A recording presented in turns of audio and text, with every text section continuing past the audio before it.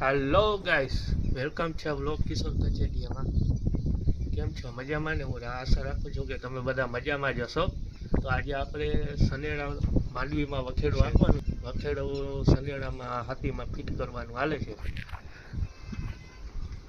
જ્યાં આપણે માંડવીનો વખેડિયો બનાવવો છે, આમાં વખેડું આખું છે.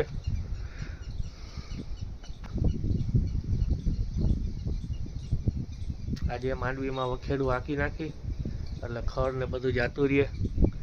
અહીંયા ખડ બહુ જ છે, જોરદાર ઘાટું ખડ છે તો બધું મરી જાય. વખેડું હાંકી નાખીને તો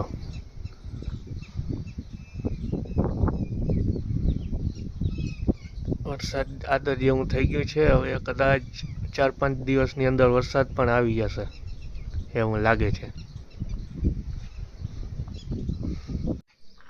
તો વખેડીઓ ફિટ થઈ ગઈ છે.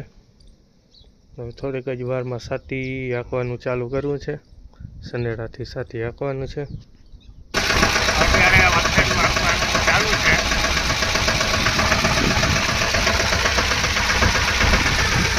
આટલામાં વખેડું મારી દીધું, પછી આ બધામાં બાકી છે.